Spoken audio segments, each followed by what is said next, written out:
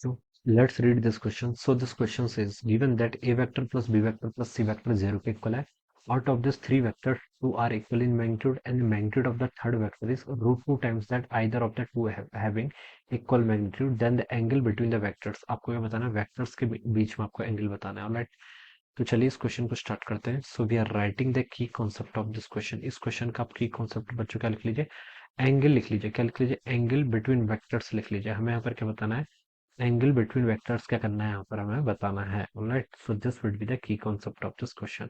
अब देखिए, हमें कंडीशन क्या दे रखी है? A vector plus B vector plus C vector, तीन वेक्टर्स हैं, इनका एडिशन कितना है? जीरो के इक्वल है. जीरो के इक्वल मतलब देखिए कैसे वेक्टर्स होंगे. मान लीजिए एक वेक्टर आपका ये है, दूसरा आपका बी वेक्टर है, ये आपका थर्ड वेक्टर सी है, ये आपके ऐसे मिलेंगे. ठीक है, जहां से मिले स्टार्ट हुए यहीं पर ही एंड भी हो गए, तो जीरो वेक्टर का समेशन आ जाएगा. ठीक है, ऐसे लिख सकते हैं. अब बोल रखा है out of three vector two are equal in magnitude. मान लीजिए ए वेक्टर और बी वेक्टर दोनों का मैग्नीट्यूड बच्चों कितना आपका इक्वल है, और मैंने बोल दिया बच्चों एक्स के इक्वल है. चलिए एक्स के इक्वल है. ठीक है, and the magnitude of the third vector is root two times that of the either of the two having equal magnitude. और थर्ड वेक्टर जो आपका है मान लीजिए सी वेक्टर, उसका मैग्नीट्यूड कितना है? रूट टू टाइम्स है इसके, रूट टू टाइम्स एक्स के हो जाएगा, ये बोल रखा है. Then the angle between vector are given by, angle between vector आपको बताना है. ठीक है, तो कैसे फाइंड आउट करेंगे? देखिए बच्चों, दो वेक्टर है, मान लीजिए पहले ए और बी का सिनेरियो देख लेते हैं. ए और बी का हम पहले सिनेरियो से देख लेते हैं. अब देखिए, मान लीजिए A vector, A plus B vector का जो रिजल्टेंट आ रहा है बच्चों, मान लीजिए कोई आर वेक्टर है. ठीक है, ए प्लस बी वेक्टर, वैसे हम बता सकते हैं ए वेक्टर प्लस बी वेक्टर का रिजल्टेंट माइनस सी वेक्टर के इक्वल आएगा, क्योंकि आइडेंटिटी तो हमें गिवन कर रखी है. ठीक है, तो चलिए आप ऐसे लिख लीजिए इसको, दो वेक्टर मान लीजिए ए वेक्टर बी वेक्टर, इनका रिजल्टेंट देखिए, इसको सिंपली मैं ऐसे लिख सकता हूँ. रिजल्टेंट देखिए किसके इक्वल होता है? ए का स्क्वायर प्लस बी का square plus two A B cos theta. ठीक है, ए का मैग्नीट्यूड कितना है? एक्स, उसका स्क्वायर तो एक्स का स्क्वायर, प्लस आपका बी का मैग्नीट्यूड का स्क्वायर, बी का मैग्नीट्यूड कितना है? एक्स, तो उसका square, plus two A B cos theta, two into A का मैग्नीट्यूड कितना है? एक्स, बी का मैग्नीट्यूड अगेन एक्स, तो एक्स का square, cos of theta. Theta क्या हो जाएगा? Angle between A and B. ठीक है, ये आपका आ जाएगा, ये आपका क्या आएगा? This is the magnitude of the A and B. और इसके रिगार्डिंग कुछ बोला गया? Two vectors are equal in the magnitude of third vector is root 2. Magnitude of third vector root times of the two having equal magnitude. Magnitude of third vector क्या बोल रखा है बच्चों? यहाँ से वेक्टर्स के यहाँ से देखिए बच्चों, अब इसको ऐसे लिख लीजिए ना. फिर देखिए ये इसका मैग्नीट्यूड देखिए, जो हमने यहाँ पर बोला ये सी वेक्टर, देखिए इसका वैसे लिख लीजिए. देखिए मैंने यहाँ से क्या बोला? A vector plus B vector plus C vector किसके इक्वल है? जीरो के इक्वल है. तो अब इसको यहाँ पर से ऐसे लिख लीजिए. यहाँ से आपका देखिए ए वेक्टर प्लस बी वेक्टर फिर कितना हो जाएगा आपका? माइनस सी वेक्टर के इक्वल हो जाएगा. कितना? Minus C vector. अब इसका मैग्नीट्यूड और इसका मैग्नीट्यूड तो बच्चों क्या होना चाहिए? इक्वल होना चाहिए. अब इस वाले का मैग्नीट्यूड तो मैंने यहाँ पर फाइंड आउट कर लिया, इतना आ गया, इज इक्वल टू. अब magnitude of minus C vector, इसका मैग्नीट्यूड बताना है. ठीक है, सी वेक्टर का मैग्नीट्यूड देखिए बच्चों यहाँ से बता सकते हैं कितना आपका? रूट टू एक्स के इक्वल है. ठीक है, तो ये कितना हो जाएगा आपका? यहाँ से रूट टू एक्स के इक्वल हो जाएगा. ये वैल्यू आप यहाँ पर से ऐसे लिख लीजिए. अब देखिए इसको दोनों साइड अंडर रूट स्क्वायरिंग कर लीजिए, तो हो जाएगा आपका एक्स का स्क्वायर प्लस एक्स का स्क्वायर, प्लस यहाँ से आपका कितना हो जाएगा? टू एक्स का स्क्वायर कॉस ऑफ थीटा, और राइट साइड में हो जाएगा आपका टू एक्स का स्क्वायर. ठीक है, ये वैल्यू आपकी यहाँ पर से इतनी हो गई. अब देखिए यहाँ से हम क्या लिख सकते हैं? आपका ये आपका टू एक्स स्क्वायर हो गया, यहाँ पर भी आपका टू एक्स स्क्वायर है, तो ये टर्म तो एक दूसरे को कैंसिल कर लेगी, और two x square cos theta zero के इक्वल होगा.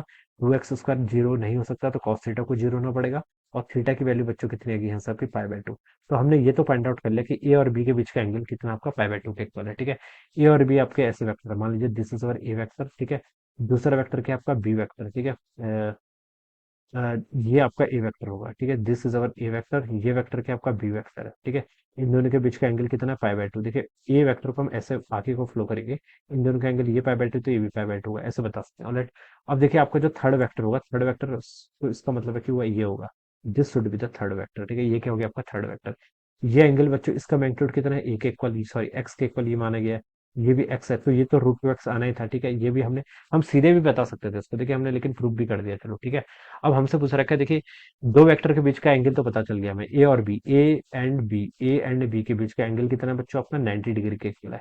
अब आपको बताना है कि हमसे क्वेश्चन पूछा है एंगल बिटवीन वेक्टर्स, तीनों में बताना है. ए और बी का तो 90 हो गया, अब बी और सी का देख लेते हैं कितना आता है. किस किस का? आपका बी एंड सी वेक्टर का. बी वेक्टर देखिए आपका ऐसे है. ठीक है, सी वेक्टर आपका देखिए ऐसे है. ठीक है, तो देखिए ये कितना होगा आपका? ये एंगल बच्चों देखिए 90 है, तो बता सकता हूँ ये देखिए ये आपका 45 होना चाहिए, ये भी कितना होना चाहिए? 45 होना चाहिए. क्यों होना चाहिए? देखिए इसका और इसका मैग्नीट्यूड इक्वल है, और ये रूट टू एक्स के इक्वल है, तो इन दोनों का एंगल हम यहाँ से बता सकते हैं 45 45 ऐसे हो जाएगा. ये एंगल अगर आपका 45 है, तो ये एंगल कितना होगा, this angle should also B 45, और ये एंगल तो बच्चों कितना 90 है। अब हमें ए और सी के बीच में बताना है। ए वेक्टर देखिए ध्यान से देखना, ऊपर को जा रहा है, सी वेक्टर आपका ये है, this is our C vector. इन दोनों के बीच का एंगल कितना हो गया, 90 प्लस 45, कितना आपका 135 के इक्वल। तो ये एंगल बच्चों कितना है, 135। तो B and C find out कर लिया। अब क्या बचा आपका, A vector and C vector के बीच में आपको यहाँ पर से एंगल और बताना है, ठीक है।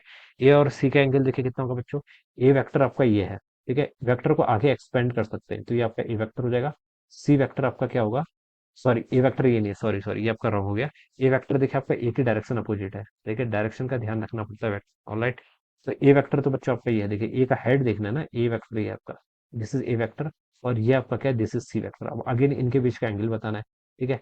ये एंगल 45 था, तो बाइसिमेट्री ये एंगल भी कितना होगा 45, तो बता सकते हैं this angle should also be equal to 45, और ये तो 90 है, 90 प्लस 45, तो आपका हम बता सकते हैं कि आपका ए वेक्टर और सी वेक्टर के बीच में आपका एंगल अगेन कितना होगा, 135 degree.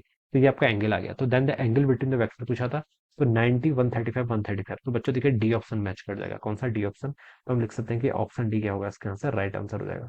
This should be the correct answer of this question, alright. So I hope you all understood this concept. All the best and thank you so much.